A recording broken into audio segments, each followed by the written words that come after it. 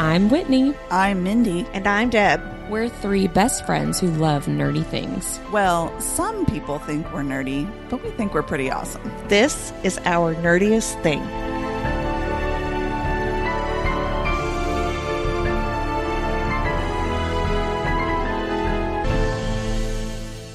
Hello, fellow nerds, and welcome to our nerdiest thing. Today, we are continuing our discussion of Leather and Lark, Book 2 of the Ruinous Love Trilogy by Bryn Weaver.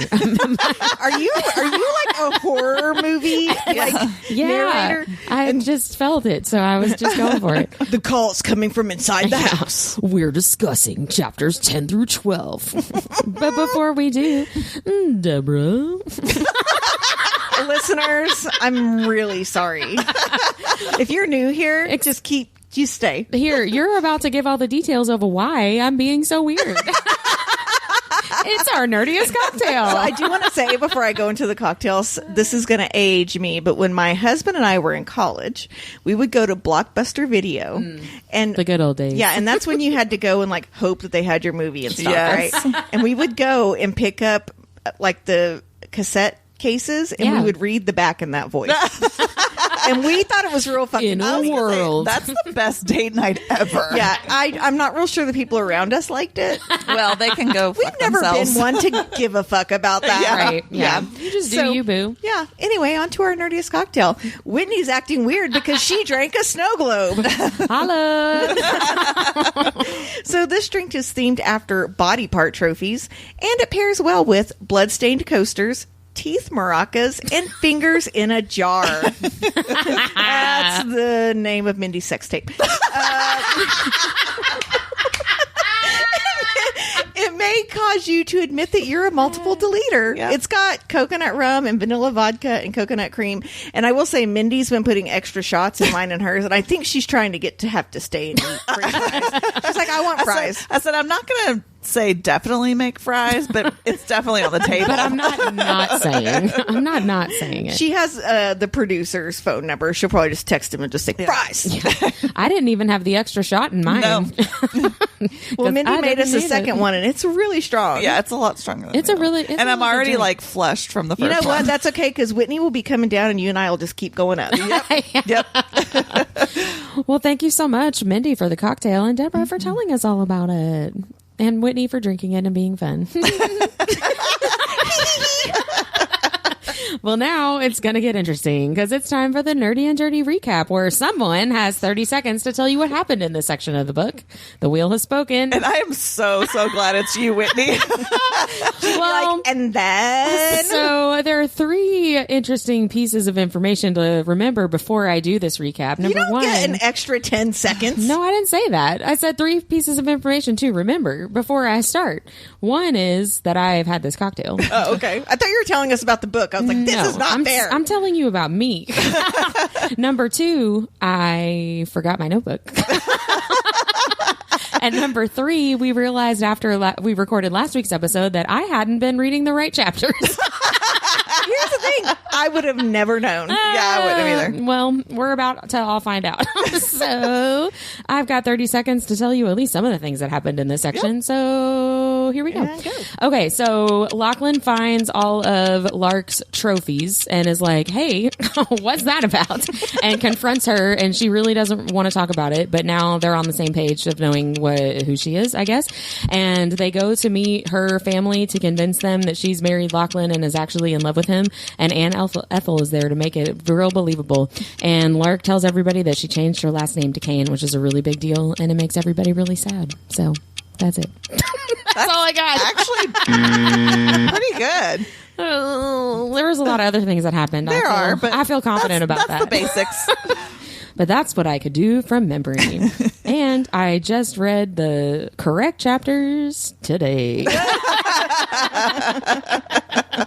So we're going to talk about many more things, but I'm sure you'll get the rest of the details. Yeah, I'll figure drunk it out. Whitney left out. Yeah. We'll fill you in. Yeah. Drunk Mindy and drunk Deb will fill you in. Well, before we do that, Mindy, will you please share our nerdiest vocabulary? I will. I'm kind of excited about this week. It's a little different. So I went to some of the names again, but these are last names. So I wanted to look up Covachi and Montague. So Covachi is actually the Romanian form of the surname Kovac, which is Slavic for forger or blacksmith, which doesn't sound super like whatever, like cool, but then doesn't sound like whatever. But when you think about what a blacksmith does, they use fire to shape wrought iron or steel into things such as tools, kitchen utensils, furniture, and leather weapons. Oh. Which is... You guessed wrong. I'm doing great. You know, when you think about the side business they're A in, mafia-style family. they deal in muffins and weapons. That's true. Yep. So, okay, so moving on. So Montague, which is Lark's family name. Her mom's last name, her biological so dad. it's from French, actually, which means sharp mountain or pointed hill. Again, kind of a weird thing. I'm like, how does that connect? So I had to dig a little deeper. Yeah. At first, I really thought it wasn't anything worth talking about, but it actually fits if you think about Ethel. She's this big personality, like a mountain, with a sharp wit. Yeah, that's true. So I kind of liked the way that fit. Also, Montague is, of course, the family name of Romeo in Shakespeare's Romeo and Juliet. Yeah. They are at war with the Capulets. Capulet means little chief, and coincidentally, Cain means little warrior. Oh, really? That's really cute. Yeah, a little connection there, too. That is cute. So. Oh, that's nice. I like that one. Well, that brings us into the favorite moment. We're going to talk about the details that I left out. Maybe.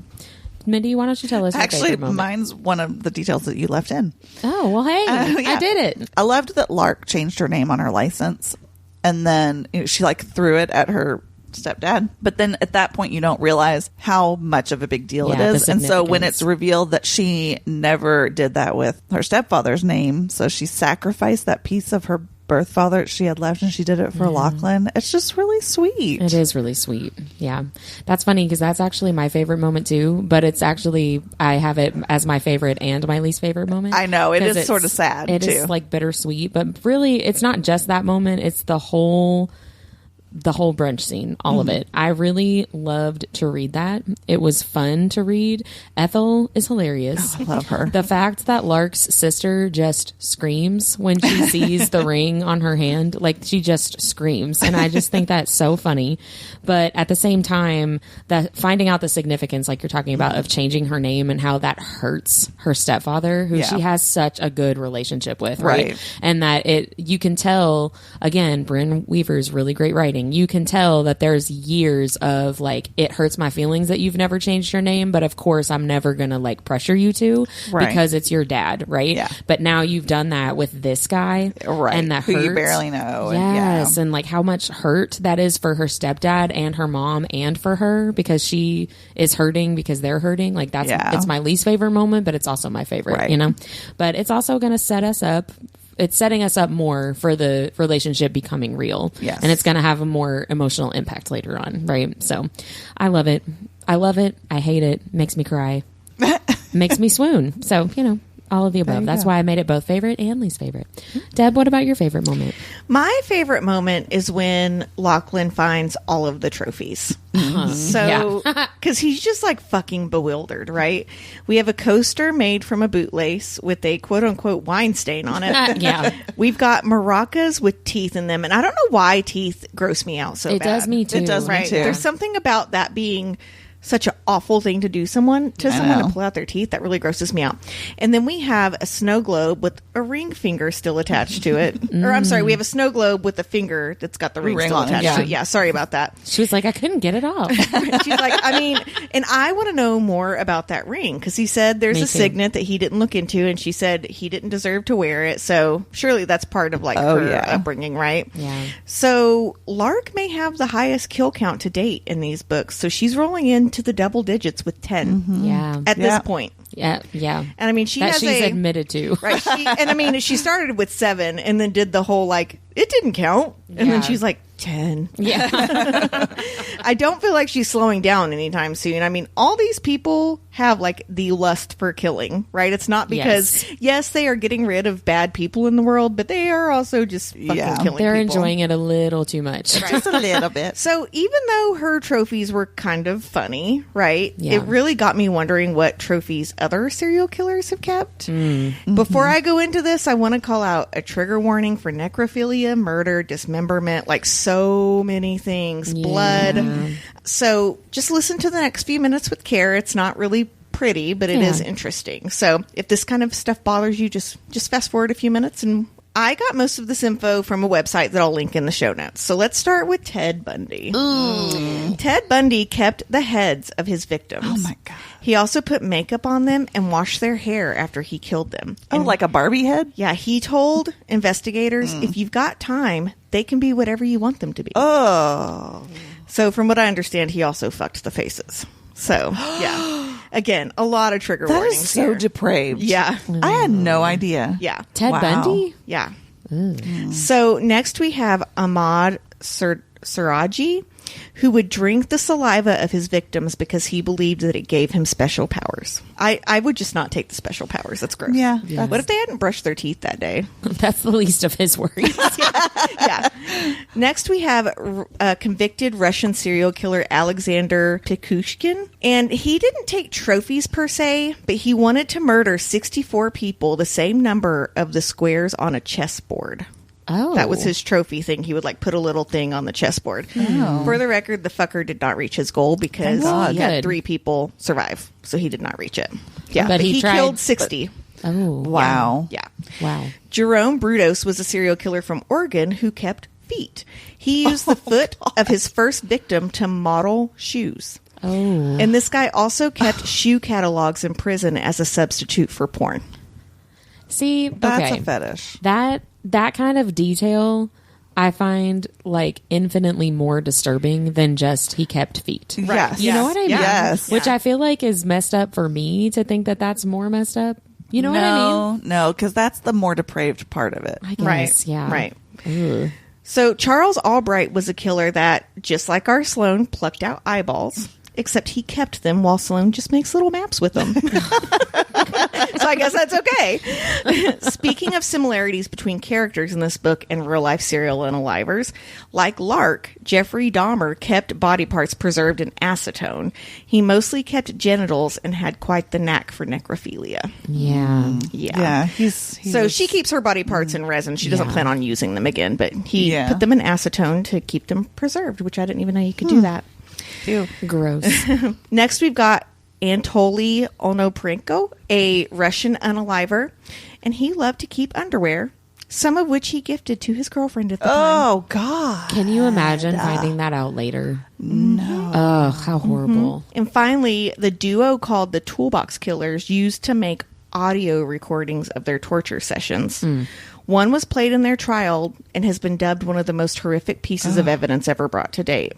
And how crazy is this? The FBI Academy uses this recording to train and desensitize FBI agents to the raw reality of torture and murder. Oh, my God. So the article I was reading said the jury had PTSD after they listened bet to they it. did. And had I to go would, to therapy. too. Yeah, they said it's one of the worst things that they've ever heard in their entire lives. And someone on Reddit was talking about how they started reading the transcript and they could only get like halfway through because it was one of the worst things they'd ever read in their entire life. But you know, if you want to be an FBI agent, here you go. So I have a lot more of these, but I'm like, my stomach hurts. My stomach hurt while I was writing it. So I'm just going to stop here. There's a whole lot of these. A lot of it has to do, with mental health issues and that like a fetish is fine as long as you're not killing people for it. Right. You can like feet. That's fine. You can like, a stalker romance. You can like a masked man. You can do all of that, but you don't have to chop people up In for fiction. Yeah. Yeah. in fiction. Yeah. Yeah. That's- I don't know, in real life, if you have a safe partner and you want them to come in a mask, that's fine, right? Yeah. But don't give your girlfriend someone else's underwear that you killed. Yeah. That's disgusting. Horrible. It's really nasty. Yeah. Well, and it's a lot of the trophy stuff is so they can relive the murder itself, right? Like it's part of that psychosis of what motivated them to kill somebody in the first place. So why is Lark keeping trophies then? That's like a really good question because she's really the only one that keeps trophies out of all these people. I might be able to help shed some light on that in a little bit. Okay, cool. Good. Because that was one of my hot burning questions. Why does she have trophies? Because a lot of it is because they plan to continue on, and it gets them, like, a lot of people find the trophies to be, like, arousing. Yeah. Yeah. So, sorry for bringing us down, but well, let's go to our least favorite moment. Well, I shared mine already, which was the bittersweetness of Lark breaking her stepdad's heart, changing her name to Kane. Well, I had really two, but the first one, speaking about panties, I feel like Lachlan searching through Lark's panty drawer should give me the ick. But for some reason, I think it's sweet that he keeps picturing her and everything. Yeah. But it was funny because he's like, she thinks I won't look in here. I'll fucking look in here. Oh, no, there's some lace. Yeah, I was like, that should be my least favorite moment, but it's not. No. So my least favorite moment actually is when Lark admits that she kills so that no one else ever has to do it for her. Yeah. I know. And then later, she's looking at Lachlan's tattoos and thinks, I don't know what they mean or the story they tell, but I do know about pain and grief. Sometimes you need to carve the things you've lost into your skin so you remember what you left behind. I highlighted that too. Yeah, her past pain and everything she's dealing with is just gut-wrenching, especially when you see it juxtaposed with all her joking and her false frivolity, right? Well, and I mean, I would say that, Mindy, you and I get tattoos to also remember things, but not like hard stuff. Right. Right. Yeah. We want to remember like the joy and things that we love and things like that. So, yeah. So mine is also about them in this moment. And my least favorite moment was Lachlan not understanding why Lark won't talk to him about this. Yeah. And she said, I haven't told Sloane because I love her, Lachlan. I haven't told Rowan because I love him. They expect me to be a different person than the one I am. Everyone does. And I don't want them to be disappointed. I don't want them to think the worst of me, but you already do. You have from the first moment you laid eyes on me. So what does it matter if I tell you? What is it really going to change about living with you? You'll like me less? And I just find it really ironic that we start to see that Lachlan is really the only person that truly knows Lark. This early in the book. Like, he sees her. And even though she thinks it's like because of hate, she feels very safe with him. Yeah. Right. At this point. I don't think a couple chapters ago she did. Yes. But, you know, he started making her breakfast and like waking her up in her chair. And then he, you know, wants to be ready to go meet her family. And she doesn't hide anything. I mean, you can't when you're living with someone. Right. And she's like, well, fuck it. What are you going to do? Not like me? And that is heartbreaking because he is liking her and wants to help her. Yeah. He already, in previous sections too, he at one point says, like, he sees how tired she is. Mm-hmm. And he says in his own head, like, I think I'm the only one that sees. Yeah. Right. You know, like, everyone else sees her smile and her bubbly personality, but I can see beneath all that and nobody else seems to. Well, and this is the thing about people that end up being suicidal, right? Everyone's like, they were so funny and so they like loved being out with people, and I'm like, it's really, when you're depressed, it's really easy to fake it. You have to. You have to fake it for an hour to be in public. You can do it. Yeah. And then it's worse when you go home, and that's what people don't realize. Yep. 100%. Yeah. I really enjoyed that irony too of she just is herself because she thinks that she doesn't care or that Lachlan doesn't care. But at the same time, he's the only person that she is herself with. Mm-hmm. And that's like an and he intimacy. actually does care. Yeah. Like that makes them have an intimacy before she really like wants to have an And what's intimacy. interesting You know what I mean? is when you go into this book, you think the grumpy sunshine is Lachlan and Lark, but it's really Lark and Lachlan. Yeah, absolutely. Yeah, 100%. Well, that brings us to biggest revelations. What was yours, Whit? Well, mine was really just Lark not wanting to identify as a killer, and like when Lachlan finds her trophies and is like, hello, what is this? She's like, I didn't kill anyone, I deleted them. Yes, like she kind of pushes that multiple deleter, that phrase, which got me thinking about all the podcasts that I've listened to and Criminal Minds episodes that I've seen, which we all know are canon, that talk about killers distancing themselves from their crimes. So I wanted to do a deep dive on that, which led me to an article about the psychology of 911 calls. which wasn't... Crime Junkies talked a lot about this. Yeah, it wasn't exactly the direction I was planning on going in, but that's where Google brought me. So here we go. Ironically, all of this information basically led to none of this is super credible. Which I was like, oh, well, all right then. There is a psychology around distancing yourself, though. For sure. Yes. Yeah, there definitely is. What I was reading about was people making 911 calls and then investigators looking at those 911 calls to try to find signs of deception. That did the person that called 911 actually have something to do with the crime or not? Right. Gotcha. So while someone who is calling 911 for genuine help, one thing that they look for is looking for the caller to be actually focused on getting help right here, right now. Where a guilty person just wants to establish their innocence and will often give irrelevant information or maybe way too much information that kind of stalls the process of getting help to whoever needs the help, right? So, for example, a deceptive caller might say something like, I don't know if she took something, but she was really freaking out at me earlier today. Or something like that, where it's like, I don't really need to know that. And that's not getting you help faster, right? So, like, why are you even telling me this? So, I was just going to say, it's like when you're at the whole me thinks the lady protests too much. Yeah. Exactly. Yes. So, also not being able to answer questions like, how many stairs did they fall down? Right? Like not being able, like, I don't know, a lot. Not, if you're right there with a body that you found. They fell from the top. It's right here. Like I can count look. Them. Yes. Like I can look and say at least 6, maybe more. I'm not sure. Send help now. Yeah. You know what I mean? And also deceptive callers might contradict themselves saying something like, I was asleep all night, but then later saying, well, they were up and out of bed a lot. Well, if you were asleep all night, how would you know that, right? Yeah. Like contradicting themselves. So the FBI often uses 911 calls as kind of a starting point for investigations. And they can study voice modulation and minimization as part of their analysis, looking for evidence and where to go with their investigation. So voice modulation is the tone and pitch of your voice when you talk and how it moves and how it changes. So monotone is not a lot of modulation. And somebody who talks like this... I mean, like we have been this like I've been doing. Yeah, that's a lot of voice modulation. So depending on if you're asking a question, getting really, really enthusiastic, or maybe you're in a panic, your voice modulation is going to be different. So unfortunately for the FBI, more recent studies are showing a lot of really conflicting research. So I'm getting the impression that trying to study 911 calls like this is kind of going in the way of lie detector tests, where there's a period of time where you're like, oh, here's this new technology, this new thing that we can use to try to get evidence and point us in the right direction. But then as time goes on, you're like, oh, this is kind of faulty science. This isn't super trustworthy, but some people still really rely on it and maybe they shouldn't. That's kind of what I'm gathering also, here. Maybe like people are realizing how to get around it. Yes. Yeah, that's true too. Like the technology is not keeping up with human manipulation. Right. Yeah.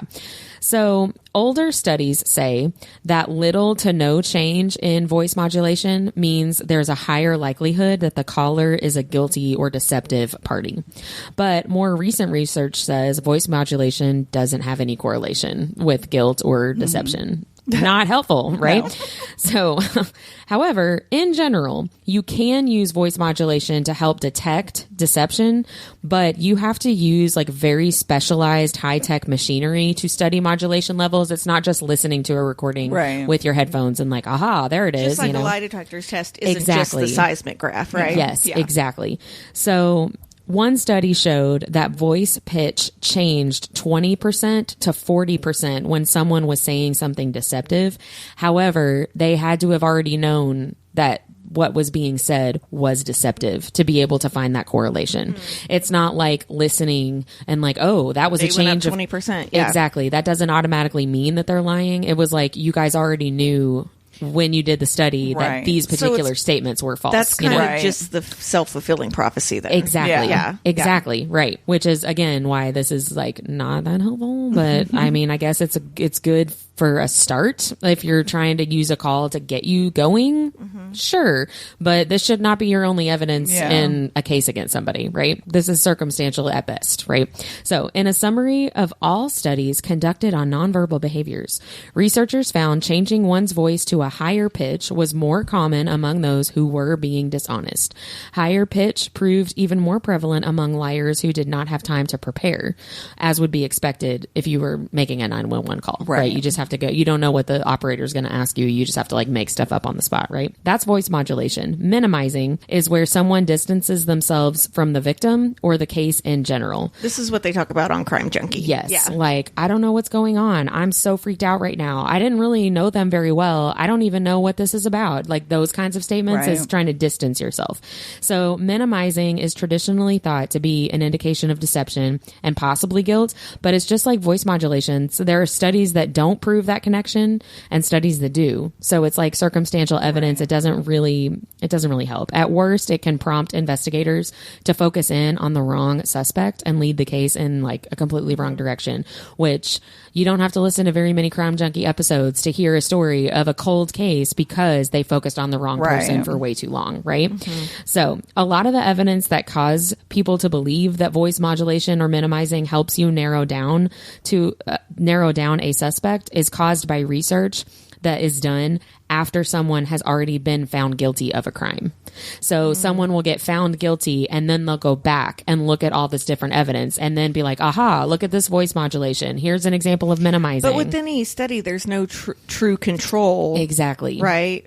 Right. So it's not like everyone was in the same environment and committed the same crime. Like you can't. Exactly. You're comparing apples to oranges, unfortunately. Exactly. And like you said, it's the self-fulfilling prophecy, right? Like it's not necessarily showing a correlation because you're going in with a bias in the first place because you already know this person was found guilty. So one thing in the minimizing that Crime Junkie talks about, and I did link their podcast in the notes, but they talk about when someone makes a 911 call, not being able to say the victim's name. Yes. So they'll say like my wife or they or that person. Like they'll air the calls and they never will they don't say their name. Yeah, they don't deviate either. They are like acting like they are a person they did not know. Yeah. Which is like you wouldn't even think that, but I mean, if you feel guilty, even subconsciously, you don't want to call that person you were married to for 20 years by their name. Right. Yeah. It's not even necessarily like a conscious thing that you're doing. Right. It's just like your brain protecting itself kind of like from your guilt or whatever. From you being a piece of shit. Exactly. Yeah. So when you're investigating in real time, you should not rely on any of these so-called tells because they're not foolproof. These are not actually scientifically proven, right? This is dubious science. So one real life example of a deceptive 911 call, finishing us out with some true crime and timely too, the Menendez brothers, who are in the news a lot because the DA just called for them to be resentenced. They have a couple of documentaries that have come out recently. The Netflix fictionalized miniseries just came out. Kind of. Yeah, I guess. Yeah. So the Menendez brothers, they admitted to killing their parents, right? They are the ones who actually called 911. They called 911 themselves after they killed their parents in 1990. So Lyle Menendez was hysterical on the 911 call. There were times where he was completely incoherent and the operator could not understand what he was saying and tried to get him to stop yelling and calm down and had to repeat questions a lot. And Lyle Menendez said, they found their parents killed by yelling, shot and killed my parents multiple times. Like he just yelled the same phrase more than once. Shot and killed my parents, shot and killed my parents, right? Because he was hysterically sobbing. And so at one point he says, I didn't hear anything. I just got home, which is that example of minimizing, right? I don't know what's going on. This is so crazy. I don't know what this is all about. They hung up the phone. The Menendez brothers hung up the phone at one point, and the 911 operator had to call their number back, which, remember, this is back in the landline days. Right. You could just star 69 a phone call super easily and call somebody back. You couldn't do it in 1990, though. Oh, well, that's probably true. Yeah. So the brothers hung up the phone. The 911 operator called back. The boys let the phone ring 4 times before answering, which doesn't look good, right? They're what are we going to say? What are we going to say? Exactly. If you were really if you were trying to get help right here, right now, you would pick the phone up immediately, theoretically, right? And then they did answer the phone after 4 rings, but then they weren't crying until they were told that it was the police that was on the phone with them. And then they started crying again, which again, hindsight is 20/20, right? So when you look back and see, oh, they were definitely guilty. I can see this. I can see that. I can see this. It shows a lot of signs of deceptions, but in the moment you could very easily explain it as some young kids who just found their brutally murdered parents, right? So, Whitney, because I know you're paying more attention to this than me right now, have the boys said they did do it, but it was because of abuse? They said at the time that they were being abused, but sexually and physically, right? Yes. Okay. The DA at the time basically said, like, this isn't anything about abuse. These were just greedy boys that wanted their inheritance, and they killed their parents to get the money, basically. However, the new evidence, I don't even think is new evidence. I'm pretty sure this was part of the original court case, so I'm really not sure what happened there, but there was a cousin that one of the brothers wrote a letter to months before they killed their parents, and in that letter talked about the abuse that was happening. And so I'm pretty sure that cousin was called as a witness in the original trial, so I'm not really sure like what exactly happened that is making them look at it again. But the boys haven't said we didn't do it. They're saying this is why we did it. Yes. I think they've consistently said, like, yeah, we did, but here's why. Yeah. These were the extenuating circumstances. Almost like a self-defense type of thing. Yeah, but I mean, they've been in jail for 30 plus years now. In 1990, men saying that they were abused was scoffed at. That's true. Right? Yeah. And that was the article I was reading where people were like, okay, you had to kill your parents because they were touching you, dude, man up. Right. And now I've read that it's being re-examined because, sexual abuse for boys and men is a thing that happens. Right. This is a very uplifting episode. If you don't mind true crime, it's great. But if it's not your thing, I mean, you're fast forwarding a lot in this episode. Mindy, nobody but me said biggest revelation, right? No, not yet. What was yours, Deb?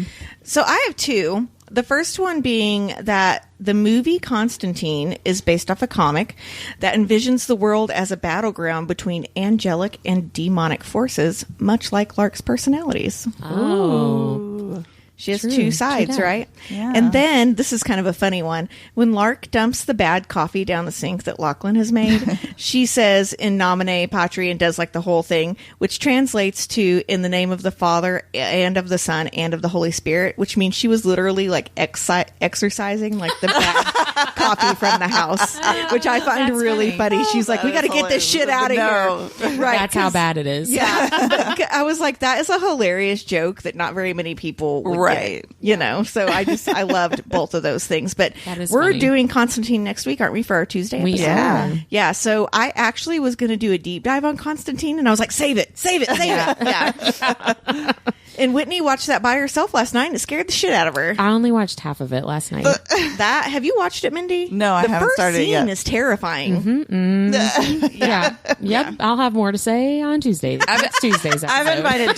I've invited Darren to watch that. Do you need to watch the rest with me? No, I finished it today in the sunlight. In the sunlight. Where nothing could get you. Yeah, I sat with the dog on the couch and all the blinds were open everywhere. Nice. The sun was shining. You're like, that way if a demon comes in here, someone will see through the blinds. Yeah, I was definitely selling Darren. I was like, I think you'll really like this movie. Let's watch it together. It is a cool movie. We'll have to talk about the ending because the ending is, if you haven't read the comic, is kind of confusing. Okay. So for those of you, though, that do follow us, you should watch that movie. Yeah. Mindy, what was your revelation? So I liked the revelation of Lachlan finding Lark's trophies and realizing, like, making that connection that she is a multiple deleter. Yeah. And the way that he reveals that he knows this to Lark is just hilarious. Just showing her. So what is this? Yeah. Got a shoebox, and he's like, "What the fuck I know. is this?" It's like a parent that pulls out their kid's shoebox with like weed and porn in it. Do you have anything you want to tell me? Yeah. What is this?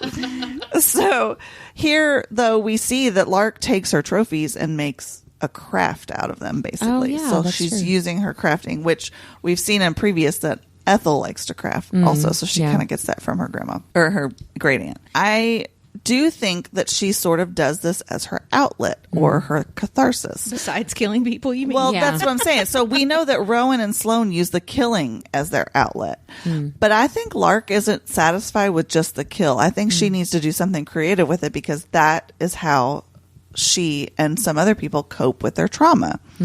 So I did a little digging into sort of crafting or art as a catharsis. Are you about to tell us that you keep trophies in your craft? Because you and I both have crafting studios, and I'm a little worried right now. No, it's just like when I talked about the survivor story of Mary Vincent and how she she did drawing and stuff, and she doesn't anymore because she's happy. Well, that's sort of like thing. The whole basis of art therapy, right? Yeah. But I wanted to dig a little bit more into why that helps, right? So I learned that a repetitive motion, such as brush strokes, cross stitching, not jacking off. Sorry, I don't have a studio feed today, but I was jacking off. I could totally see it out of the corner of my eye. It was hilarious. But cross stitching, weaving, whatever, those can trigger the reward center in the brain, which releases dopamine, which we know creates feelings of enjoyment, satisfaction, and motivation. So repetitive motions also can be soothing or calming. It's why sort of like repetitive meditation sounds like waves and stuff, that is calming and soothing, because it's something that's constant, I guess. That's why my adult coloring book is so helpful. Well, it's why I think cross-stitching feels very calming to me as well. And you get to stab something over and over again. Exactly. So also crafting gives your brain something to focus on, and you can get absorbed in the activity for a few moments, and then nothing else seems to matter. So like if you're really, really focused in on something, you can sort of block out everything else. And there was a psychologist actually called Mihaly Csikszentmihalyi. They coined the term flow, quote, flow, for this phenomenon. And the effects of flow are similar to meditation, which we know can reduce stress and can activate the parasympathetic nervous system, which quiets our flight or fight response. So fight or flight response. So the sympathetic nervous system is our fight or flight trigger. Stress response. Yeah. And so this one activates the opposite. So it'll calm that. It also gives you a safe space to work out anxiety and hypervigilance related to PTSD. I think part of it is the stabbing. But also sort of that calming repetitive motion. And then I found a few tips for using crafting to help with trauma. First, you focus on fun and free expression, not perfection. So if you're... damn it. I know. It's really difficult for me as well. You blew it. Then you also break down large goals into smaller, manageable steps. So you don't look at like the end product of your cross stitch. You look at the individual colors or whatever. Then also you want to celebrate your victories, no matter how small. So if you finish, again, a color, I'm using cross stitching because that's what I do a lot. You finish one thing and then you celebrate that. And then finally, don't feel, this is if you're in like a therapy situation, don't feel pressured to disclose what has happened in your life. Just enjoy the process. Yeah. So I think that gives a little insight into why Lark does these things. I think it's because her trauma is so like, it's such a bad PTSD, right? Yeah. Like she's had this, and she didn't get to be the one to kill her, so she didn't have that closure. Aggressor. Right. So she didn't have that kind of closure. So I think her crafting is her way. The killing is the start, but the crafting is the closure. That's really interesting. That's interesting. I had my own revelation because until you said it, I'd not put together that all of the trophies were different crafts. Like I just didn't get that. I didn't really think about it either. The glitter didn't give it away. No, it really didn't. Isn't that silly? Yeah. I will say this reminds me of Gilmore Girls because one of Paris Geller's coping mechanisms is she has a craft corner at college. Oh, that's right. Yeah. That's true. Yeah. Yeah. I could see a lot of parallels between Paris and Lark. Well, thank you so much for that, Mindy. I'm going to go home and color in my book when I get home. I know. I feel it makes me want to cross stitch. I know actually. It does, doesn't it? Well, let's talk about our favorite spicy scene. There's not really spice in this section, but I did have I found a sweet moment. Yeah, what was yours, Mindy? I mean, I don't know. I guess it's not really spicy, but when Lachlan tells Lark's stepdad that his word is worth his life, he made a vow to Lark, and he says, I will protect my wife. Oh, yeah. That was a panty dropper. That gave me some tingles. That was hot. I enjoyed that a lot. Mine is also related, not necessarily that moment, but just generally, Lachlan is starting to see Lark and what she needs and what she's struggling with, and seeing through her mask and how she's exhausted and wearing herself down and spreading herself too thin. And that is something that he wants to help her with, and he's just so into her, and I like it. I like seeing those little signs of him like paying attention to her. Yes. Paying attention on purpose. So what about you, Deb? Mine was the same as Mindy's. I really loved that he said that. Yeah. It, for me, also gave me the tingles. It was a hot moment. It was. Well, Deb, who was your chapter MVP? Mine was Auntie Ethel. Oh, because she is the master shit stirrer. She is. She is. Yeah. So she blurts out that Lark is married before they even leave the foyer. Yeah, they haven't even been let in. Right. She's like, by the way, Lark's married. Like, she just walks in and yells it, right? Ethel gives Lark's mom a shit-eating grin once she realizes that Ethel gave a family ring to Lark for her wedding. Ethel outs Lachlan as locking Lark in the trunk of a car. She brings up the contract with Leviathan, just like, well, we better talk about this shit. And then she tells Lachlan at the end, your wife broke her family's heart to protect you. Yeah. Like, she stirs the fucking pot, and she loves it. And she is so funny. Yeah, one thing that I was confused about, I guess this is one of my questions that you just mentioned, Deb, when Ethel says Lachlan put Lark in the trunk, I thought that they knew that already. Isn't that why they lost those contracts? Well, they didn't know it was Lachlan that did it, though. Oh. Yeah. But wasn't that part of the conversation that she overheard with why they thought Lachlan was the one that would have had to do attacked them in the first place? They did. They did know that he worked for him, but I don't think they connected that he was the cleaner. Yeah. Yeah. Oh, Yeah. Okay. I was confused by that because I thought they definitely knew, but I guess I'll, suspend disbelief that maybe they didn't know. That's fine. Well, my chapter MVP was Lachlan. And I put in my notes, he's finally getting his head out of his butt to fulfill his wedding vow to protect Lark, including protecting her from herself, which I really, really loved when he said that to her. I put the same thing for my secondary character. Yeah, that's except funny. for I added in that he lays on that Irish charm super thick. Oh, yeah. And she's like, did your accent get thicker? And he's like, what are you talking about? Yeah. Like, I don't know what accent that was. Yeah. That was middle-aged white man. I'm really sorry.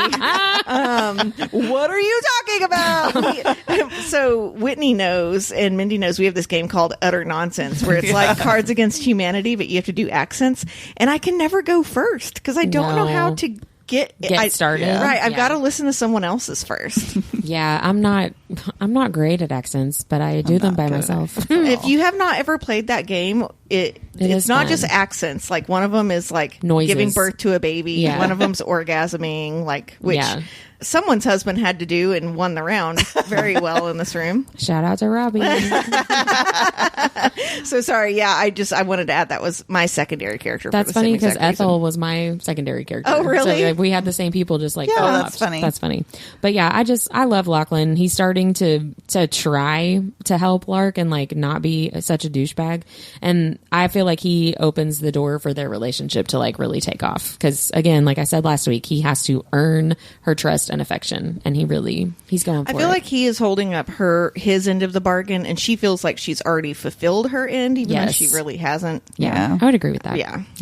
Who was your chapter MVP? Mine actually was Lark, and mostly just for standing up to her family. Like, she's very close to her family, but she really has sort of taken this leap of faith with Lachlan and to protect, other people that she loves. But I especially love when her mother calls Lachlan a killer, and she totally shuts her down by saying, let's face it, when it comes to this family, he's not the only one. Yeah, I liked that moment. And then, of course, the whole sacrificing her last name on her license when she never did it first stepdad. Like, I just think that she really sort of put herself on the line in these chapters. Did you all feel, though, that Lark's stepdad was, like, weirdly cool and quiet about stuff? I was like, why is he just like taking all of this in stride? She married a family enemy. She wouldn't take the stepfather's last name. She found out that, or he finds out that, Lachlan, and like, he doesn't seem, I think he's quiet upset, but he has been kind of pictured as this very reactive person, and I don't feel like in this scene it's like his character at all. I didn't think it was weird. I kind of viewed it like he has a different type of relationship with Lark and her sister than anybody else.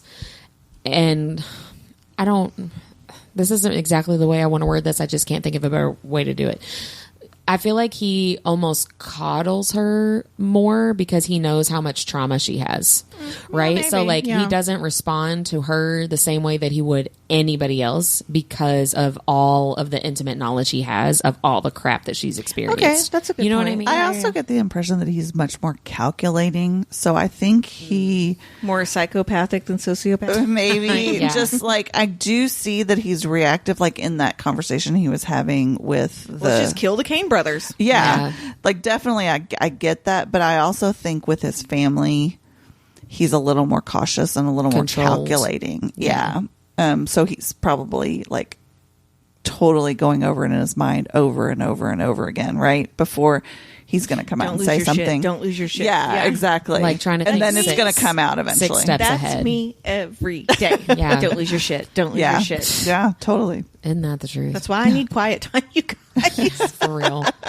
So, Mindy, who was your favorite secondary character? So I almost said Ava, the sister, Yeah. because really only because Lark says she's 99% sure that Ava has spent her adult life looking for an excuse to activate her Montague murder genes. Yeah, I enjoyed that a lot. Totally intrigues me. But I mean, 100% it's Aunt Ethel, because really for all the things that you said that she's the MVP, she's just so sassy. I love that before they even go into the family dinner, Ethel asks Lark if she's ready to stir some shit up. Yeah.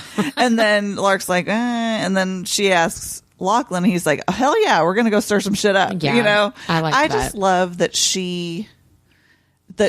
I just love her sort of gumption, I guess is Yeah. what you would call it. No, you me know, too. like she's literally dying, but I she's feel like- still like throwing She's things going out around. with She's Yeah. a modern woman. I think we all see ourselves in her. Yeah. Like, we're not going to put up with shit. Just because Yeah. I'm old doesn't mean I don't exist. And that's what Right. she's doing. She's Yeah. like, I'm Exactly. still here, assholes. Yeah. Like, they treat, because they even say in this scene, like, well, you're old and losing your mind. And she's like, fuck you. The sister Yeah. says Right. that, yeah. She says essentially, like, fuck you, my lawyer and 5 doctors don't think that. Right. Yeah. I'm right here. Stop talking to me I about that. enjoyed that moment where she says, "Oh, by the way, I'm making Lark the CEO of the company, and she's going to make all the decisions now, not me."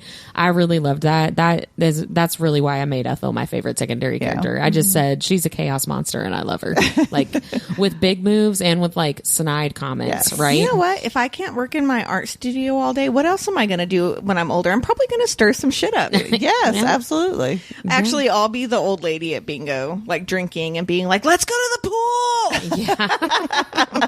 And I'll be like, shut up, let me get this bingo. I'm almost there. I'll be like, okay, you get us dinner money and I'll break us into this pool. And then we'll be like, we're little old ladies. We didn't know it wasn't open. Sorry. I'm so sorry. We couldn't read the sign. Well, golly, we didn't have gee our willikers. glasses. Yeah. So we've talked about some favorite quotes, but are there any other favorite quotes from this section that we haven't mentioned yet? I have a big one that just resonated with me. Lark says, I just want to exist in a place of caffeine and butter and sugar. And I was like, Gosh, I've never felt absolutely. so seen in my entire life. 100%. For real. Yes. That. Yes. That quote made me think of being in London last year with Robbie and having an espresso and like a croissant or a scone with a big old thing of clotted cream. You know what? Ugh, so Not good. having preservatives in your food makes your food taste really good. Yes. Yes, it Absolutely. does. It is When a are we delight. going to London, guys? I've went the last 2 years and I'm like missing it so bad. Yeah. Well, I have 2 favorite quotes, and one we've already mentioned them both, but I'm going to say them again because I love them. They're both from Lachlan. He tells Lark, I draw no distinction between keeping you safe from outside parties and keeping you safe from yourself. Because that's really what she needs, Yeah. right? She needs somebody to help protect her from herself. And then when he says to her stepdad, I've made a vow to Lark, I will protect my wife. And everyone went, ooh. And all the panties dropped. That's the sound you just heard. I got pregnant. Mindy, what was your favorite quote? I actually loved when Lark said to Lachlan, this is such a small moment, but she's talking about all the movies that she likes. And of course, he's never seen any of them. And she says, a classic comedy marathon. That's what you need to pry the broomstick out of your ass. Yeah. She's so funny. Their banter is so good. It is excellent. Are there any questions that you would like to see resolved that we haven't talked about? What the hell kind of crack are they putting in these muffins that make them so good? Well, actually, that's funny because one of the things I'm looking forward to is rereading the scene where Lark gives the Leviathan boss the muffins. The muffins. That is such a great scene in this book. I don't want to say what it is in case people haven't read ahead. I'm wondering what kind of muffins they are, and I can't remember if that scene tells us like are they chocolate chip? Are they blueberry? Are they a bunch of flavors? Cinnamon or something? Are they assorted? Like, I don't know. That's not important at all. I'm sure they come in all varieties. Yeah, like is it but a gross muffin? They've got to be better than like the Otis ones that come in the pack. Like people love these muffins so much so that the Leviathan guy. Do you guys remember his name? Leander puts it in the negotiations for the new contract. Yeah, give me those muffins. Yeah, my really big question is just why it's so important to Lark to say like multiple deleter instead of killer, because she's minimizing. Well, but there are times where I feel like she doesn't care. You know what I mean? Like sometimes I feel like she does care what he thinks. Yeah, I guess that's what I'm thinking. I think it's really with him. But I felt like she was distancing herself from the kills. Yeah, I guess it feels like something that she would do if she was talking to Sloane about it and not Lachlan. You know what I mean? Like, I think 100% she'd be like, oh yeah, fucking killed him to Sloane. Yeah, maybe. I don't know. It's curious to me. Yeah. And I would like more explanation, but I'm pretty sure that we don't get it. So, what are you guys looking forward to? The good stuff. Yeah, me too. Lark and Lachlan getting busy. Well, I said Lachlan continuing to earn Lark's trust and affection. I said sex. Yeah. Mine was like that too. I said Lark finding more safety with Lachlan. Yeah, like earning her trust and affection. And getting sex. I was about to say, when he gets her trust and affection, then he gets the sex. Yes. Yeah. In order. It all goes together. Yeah, Men, listen. Yeah. I wrote in my notes, I love a love story. And Mindy's like, give me your dick. Okay, you're trying to act all innocent, but all the time you're like, dick, dick, dick, dick, dick, dick, dick, dick, dick, dick, dick, dick, dick, dick. Yes. Exactly. So I have a really funny story. My therapist did not know that down to clown means DTF. Oh. She goes, I thought it just meant that you were like gonna go be silly. And I was like, no, because she said something to me like, well, tell him you're down to clown. And I was like, are we talking about the same thing right now? You think I should? That's so sweet and cute. I wonder how many people she said that to. Right, yeah, just tell your best friend you're down to clown. Yeah. Oh my gosh, that's so funny. She like had a moment. It was really funny. You're like, I need to give her a few drinks first. Yeah. Oh gosh. Is there anything else that you guys wanted to talk about with this section? No, it was a great section. It was awesome. Loved it. Yeah. Well, next time we'll be talking about chapters 13 through 15. Bye. Bye. Like what you heard in this episode? Follow Our Nerdiest Thing on Instagram at instagram.com/Our Nerdiest Thing or Facebook at facebook.com/Our Nerdiest Thing. We love hearing from fellow nerds. Email us at ournerdiestthing@gmail.com.